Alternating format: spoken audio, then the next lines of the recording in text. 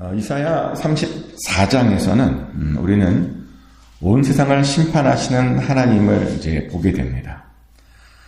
이사야 34장에 보면 이제 예전에 소돔과 고모라를 심판하셨던 그 하나님께서 에돔을 똑같이 그리고 또 모든 나라들을 똑같이 심판하시겠다라고 하는 그런 말씀이 있음을 우리는 보았습니다. 근데 그럼에도 불구하고 우리가요, 이 심판을 전혀 무서워하지 않아도 되는 이유가 있습니다. 왜냐하면 사실 하나님의 심판이라고 하는 것이 그냥 심판으로 끝나는 것이 아니라 그 이후에 오게 될 하나님의 나라에 대한 어떤 과정이기 때문이죠. 그리고 실제로 이제 그런 심판의 장인 34장이 끝나자마자 바로 오늘 본문의 35장을 보면 그렇게 오게 될, 그 심판 이후에 오게 될 하나님의 나라가 나오는 것을 우리가 보게 됩니다.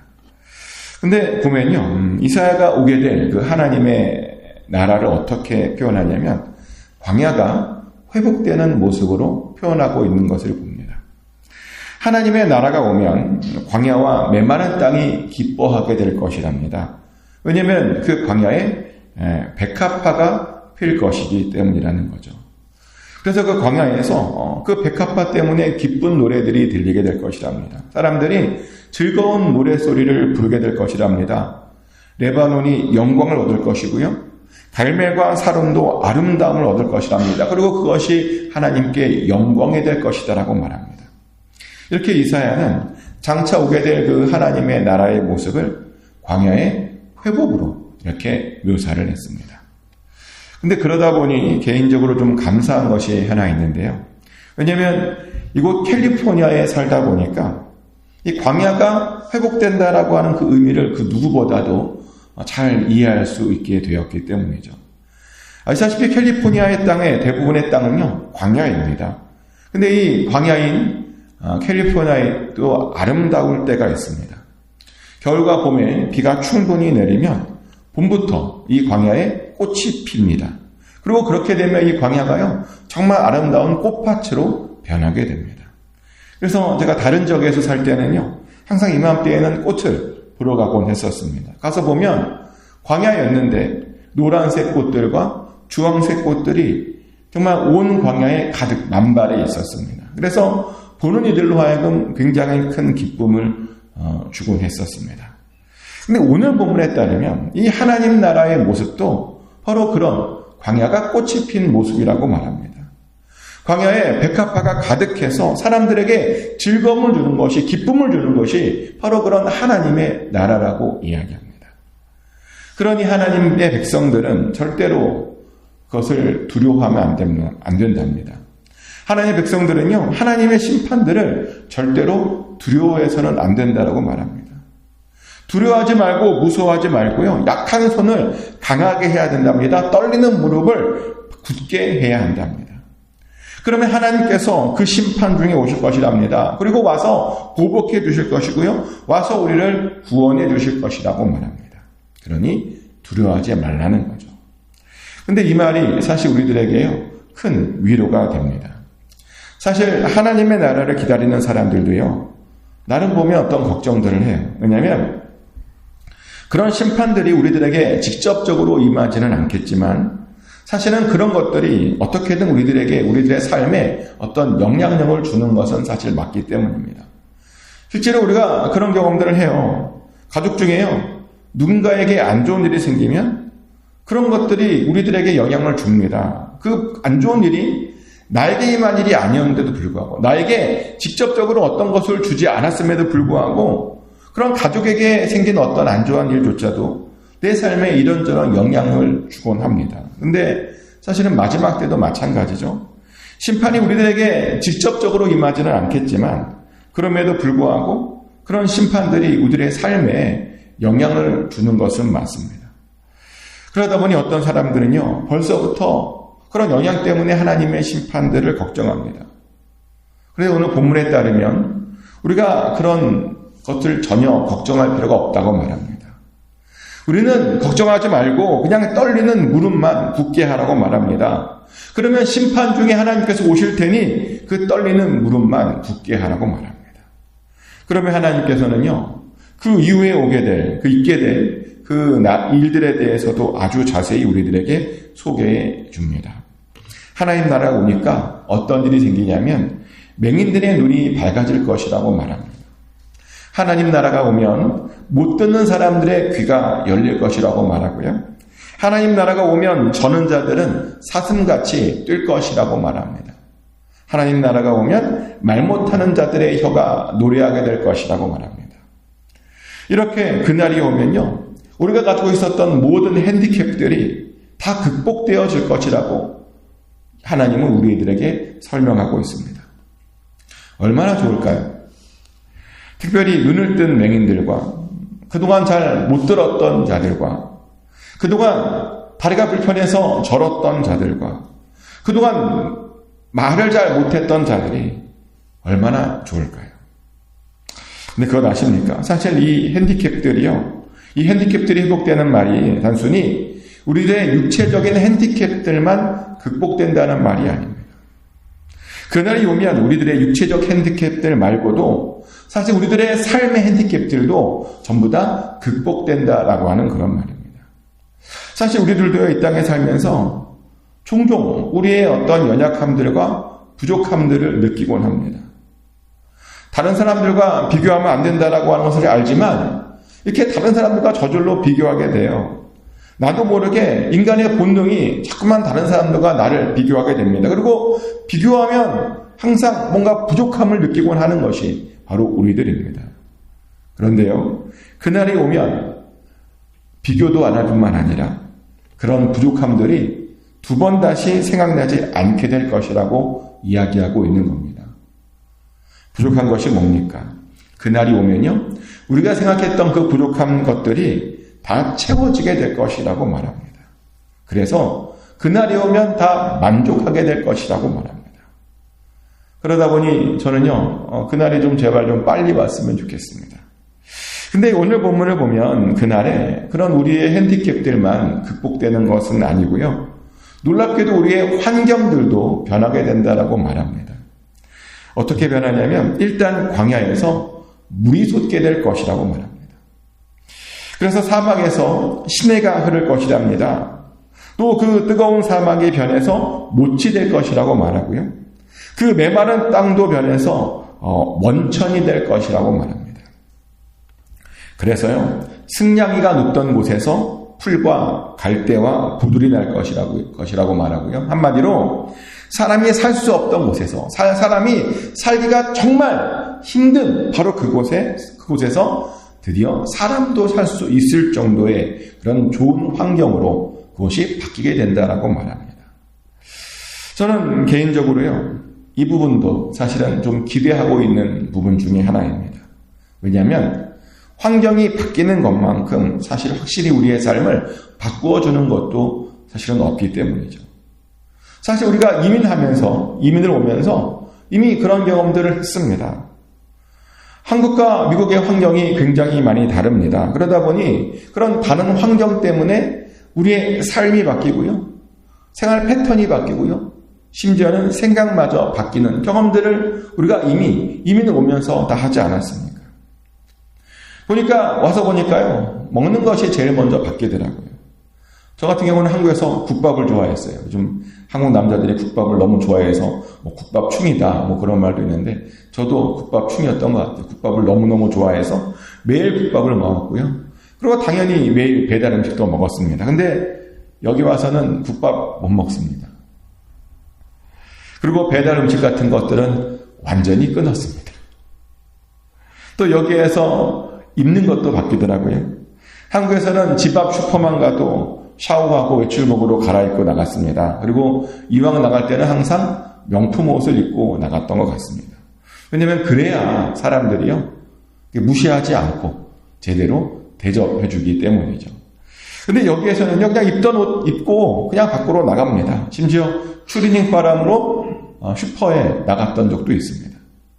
근데 그렇게 삶이 바뀌니까요, 생각들이 바뀌어요. 한국에서는 사람들 눈치를 많이 보며 살았습니다. 근데 여기 와서는요, 확실히 사람들의 눈치를 덜 보며 삽니다. 아마 제가 평신도였다면 사람들 눈치를 완전히 안 봤을 거예요. 근데 목회자로 살다 보니까 전혀 안 보면 안 되어서 조금 보는데, 근데 한국에서 살 때보다는 확실히 다른 사람들 신경 쓰거나 다른 사람들 눈치 보며 사는 것이 확실히 줄었습니다. 근데 그러다 보니까 일어나는 게 뭐냐면 삶이 단순해지더라는 거죠. 그리고 그렇게 단순해지다 보니까요, 제 삶에 무엇이 가장 중요했나, 어떤 것이 가장 소중했나라고 하는 것을 제가 알게 되더라고요. 그러면서 하나님 생각을 가장 많이 하며 살고 있습니다. 확실히 한국에서보다요, 하나님 생각을 더 많이 하며 살고 있는 것 같아요. 한국에서는 굉장히 바쁘게 막 삶이 돌아가다 보니까 하나님 생각할 시간이 없었거든요. 근데 여기서는 삶이 바뀌니까, 환경이 바뀌고 삶이 바뀌니까 제가 하나님 생각을 가장 많이 하고 있더라고요. 이렇게요, 환경만 바뀌어도 많은 것들이 바뀝니다. 그런데 감사한 것은 뭐냐면 하나님 나라가 오면 우리들이 살고 있는 환경이 지금보다 더 좋아질 것이라고 말합니다. 지금보다 더 좋은 환경이 열릴 것이라고 말합니다.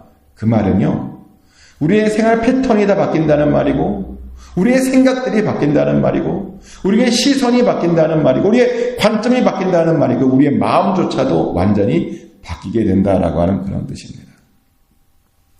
근데 사실 저는요, 하나님 나라가 오면 사실은 가장 기대되는 것이 또 하나 있는데요. 뭐냐면 그 나라에는 거룩한 길이라고 불리는 대로도 있다라고 말하죠. 8절 말씀입니다. 거기에 대로가 있어 그 길을 거룩한 길이라 일컬음 바 되리니 깨끗하지 못한 자는 지나가지 못하겠고 오직 부속함을 입은 자들을 위하여 있게 될 것이라 우매한 행위는 그 길로 다니지 못할 것이며. 아멘. 그 하나님의 나라가 오면 그 나라에는요, 대로가 있을 것이래요. 큰 길이 있을 것이라는 거죠. 그리고 그 큰 길의 이름을 어떻게 부르냐면 거룩한 길이다라고 부른답니다. 근데 제가 왜 이 큰 길을 기대하고 있느냐? 왜냐하면 그 길 끝에는 우리가 너무나 사랑하는 우리 하나님이 바로 거기에 계시기 때문입니다. 그래서 사실은 그 길만 그냥 아무 생각 없이 따라가도 우리가 사랑하는, 너무나 사랑하는 그 하나님을 누구나 다 볼 수 있기 때문이죠. 사실 이것은요, 엄청난 것입니다. 우리가 살면서 보니까요, 우리 인생길에는 이렇게 갈림길이 많은지 모르겠어요. 그러다 보니 자꾸만 우리들에게요, 어떤 선택들을 강요하곤 합니다. 근데 그렇게 선택했을 때 좋은 것을 선택하면 좋은데 우리가 종종 너무나 자주 잘못된 길을 선택하곤 합니다. 그래서요, 금방 갈 수 있는 그 길을 돌아서 갈 때가 얼마나 많은지 모릅니다. 그리고 그렇게 돌아가면 너무 힘이 듭니다. 그리고 그럴 때마다 왜 그런 선택을 했을까 하며 우리 자신을 원망하는 것이 바로 우리들입니다. 그런데 감사한 것은 그 나라에서는 그런 갈림길들이 없답니다. 그래서 잘못된 선택을 할 일도 없답니다. 그냥 그 큰 길, 대로만 그냥 따라가면 된답니다. 그러면요, 누구나 다 하나님 앞으로, 하나님께로 가까이 나아갈 수 있다는 거죠. 제가 그래서 이 길이 그렇게 기대가 된다고 말씀드렸던 겁니다. 그런데요, 어떤 분들은 저와는 또 다른 이유로 이 길을 좋아하시더라고요. 그래서 왜 좋아하시냐 물어봤더니 이 길은 아무나 갈 수 있는 길이 아닌 것 아니냐라고 말합니다. 이 길은 오직 구속함을 입은 자들만 지나갈 수 있는 길이기 때문이랍니다. 또 이 길 위에는 사자도 없답니다. 그래서 이 길 위에만 있으면 항상 안전한 것 아니냐고 말합니다. 맞습니다. 사실 이 길은요, 이 길 끝에 하나님도 계시지만 중요한 건 뭐냐면 이 길은 구속받은 자들만 지나갈 수 있는 길이고요. 또한 이 길 위에는 사자도 없고 위험한 짐승도 없는 그런 안전한 길입니다. 근데 문득 이런 생각이 들어요. 사실 이 길에 구속함을 입은 사람들만 지나가는 것은 당연한 건 아닌가. 그리고 당연히 이 길은 안전한 길이 아닌가. 왜냐하면 이 길은 지금 어디에 있는 길이죠? 하나님 나라에 있는 길이잖아요.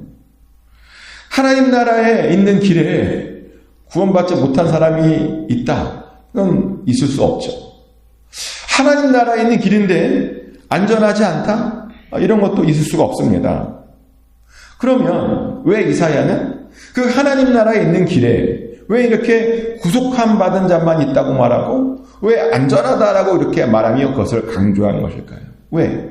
당연한 것인데 왜 이것을 그렇게 강조했던 것일까요? 근데 보니까 강조하는 데에는 이유가 있더라고요. 왜냐하면 어떤 이들은 하나님 나라에 있는 길도 안전하지 않을 수 있는 것은 아닌가라고 의심하기도 하기 때문입니다. 제가 전에도 말씀드렸는데요. 사실 하나님 나라가 이미 우리들에게 임했죠. 아멘. 그래서 우리들은 교회 안에서 이미 임한 하나님의 나라들을 우리가 경험하며 살게 됩니다. 그런데 하나님 나라가 임했다는데 그럼 교회 안에 있는 사람들이 다 구원을 받았는가? 그렇지 않다고 말하죠. 그럼 하나님 나라가 임한 그 교회 안에 있으면 항상 안전한가? 또 그것도 아니라고 말합니다. 하나님 나라라면서 구원받는 사람들이 다 있는 것도 아니고 안전하지 않다고 하니. 근데 얼마든지 그럴 수 있습니다. 왜냐하면 교회 안에 임한 하나님의 나라는요. 이미 임했긴 했지만 사실은 완전히 임한 것이 아니기 때문입니다. 그래서요. 이미 임한 그 하나님의 나라는 사실은 불완전한 하나님의 나라이기 때문입니다. 그러다 보니 어떤 사람들은요. 우리가 나중에 임할 그 하나님의 나라도 그렇게 불완전하면 어떡하냐고 의심합니다. 나중에 임할 하나님의 나라도 보면 구원받지 못한 사람들도 막 있고 또 안전하지 못한 상황도 거기에도 있으면 어떡하냐고 말합니다. 심지어 거기에 가면 마음에 맞지 않는 사람도 있으면 어떡하냐라고 그렇게 의심하고 두려워하는 사람들도 있습니다. 그러면 하는 말이 나중에 임할 하나님의 나라도 여기에 임한 하나님 나라랑 그렇게 비슷하다면 그리고 그런 환경에서 영원히 살게 된다면 자기는 그런 나라는 안 가고 싶다고 말하기도 합니다. 불안전하게 영원히 또 마음에 맞지 않은 사람들과 또 영원히 살게 된다면 자기는 그냥 안 가고 싶다라고 하는 사람들도 보니까 있더라고요. 실제로요. 이런 주제를 다루었던 미국 드라마가 몇 년 전에 있었습니다. 드라마에 보니까 이런 장면이 나와요. 어떤 사람이 죽어서 천국에 갔어요. 천국이라고 불리는 곳에 갔습니다. 근데 이상하게도 그 사람 주변에는 이상한 사람들만 있는 거예요. 그래서 그 주인공이요. 그 자기 주변에 있는 그 이상한 사람들 때문에 그 천국이 굉장히 불편해졌습니다. 천국에 왔다고 하는데 그 천국이요. 하나도 즐겁지 않았습니다. 그래서 결국에는 그 주인공이 자신을 그 천국으로 데려온 그 천사에게 따지더라고요. 천국인데 왜 이렇게 불편하냐? 이런 것이 천국이냐? 막 항의하며 따졌습니다. 그러자 그 천사가 뭐라 그런지 아십니까? 갑자기 악마의 모습으로 바뀌더니 지금까지 여기가 천국인 줄 알았느냐요. 사실 그곳은 천국이 아니라 천국을 모형으로 한 지옥이랍니다. 그리고 지금 그 주인공은 그렇게 미운 사람들과 영원히 살게 되는 그런 형벌을 받고 있는 중이라고 말합니다. 근데 제가 그 드라마를 보면서 어쩌면 지옥이 그런 곳일 수도 있겠다라는 그런 생각을 해보았습니다. 생각해 보세요. 미운 사람들과 영원히 사는 거예요. 나랑 정말 안 맞는 사람들과 영원히 사는 거예요. 툭하면 나랑 시비 거는 사람들과 영원히 사는 거예요. 그럼 거기가 지옥이겠죠. 그죠? 그런데 감사하게도 하나님 나라에서는 그런 사람들이 없을 것이라고 말합니다. 우리를 괴롭히는 사자와 같은 사람들도 또 우리를 위협하는 사나운 짐승 같은 사람들도 그 나라에서는 없을 것이라고 말합니다. 그리고 심지어 그 나라에서는 모두 구원받는 사람들만 있게 될 것이라고 말합니다. 그래서 행복한 겁니다. 천국이 달리 행복한 것이 아니라요. 그 나라에서는 구원받는 사람들만 있을 것이고 그 나라에서는 나랑 맞는 사람들, 내가 사랑하는 사람들, 내가 기뻐하는 사람들만 있기 때문에 바로 그 나라가 행복한 것입니다. 실제로 그 나라에서 오늘 본문을 보면 영영한 희락이 있다고 말합니다. 그래서 그 나라에서는 기쁨과 즐거움만 얻게 될 것이랍니다. 그래서 그 나라에서는 슬픔과 탄식들이 모두 다 사라지게 될 것이라고 말합니다. 이것이 이사야가 우리들에게 소개한 하나님 나라의 모습이었습니다. 그래서 우리는 사실은 이 나라에 꼭 다 들어가야 하는 겁니다. 그런데 이런 하나님의 나라에 들어가려면 당연히 예수님을 잘 믿고 구원받아야 됩니다. 그리고 환난을 두려워하지 말아야 되고요. 그러면서 우리가 신경 써야 되는 것이 하나 있습니다. 우리가 구원받을 때 예수님께서 우리들에게 원하시는 딱 한 가지가 있더라고요. 뭐냐면 바로 하나님께서 기뻐하시는 그 열매를 우리가 잘 맺는 겁니다. 그래서 우리는 나중에 하나님 만났을 때 하나님께 보여줄 그 열매를 맺는 것에 집중하며 그렇게 구원받은 자로서 합당한 삶을 살아가면 됩니다. 그러면 다 그 하나님 나라에 들어갈 수 있습니다. 그런 축복하는 것은 다른 거 신경 쓰지 마시고 두려워하지 마시고 염려하지 마시고 열매에만 신경 쓰십시오. 그리고 그 열매를 잘 맺으시길 축복합니다. 그래서 그 하나님 나라에서 모두 다 기쁜 마음으로 꼭 뵐 수 있게 되시기를 예수 그리스도의 이름으로 축복합니다. 기도합니다. 하나님 아버지, 하나님의 나라가 우리 가운데 임하면 어떤 모습으로 임하게 될지 오늘 우리가 알게 되어서 감사합니다. 광야에 꽃이 피어서 모든 사람들이 기뻐하는 그 모습으로 오게 해주셔서 감사합니다. 우리의 모든 연약함들이 강함으로 바뀌는 모습으로 오게 해주셔서 감사합니다. 또 하나님, 우리가 사랑하는 사람들과 함께 기쁜 마음으로 거할 수 있게 해주셔서 감사합니다. 그리고 더불어 환경이 변하여 그 환경 안에서 행복을 누리게 하시니 감사합니다. 우리가 그 나라를 간절히 사모합니다.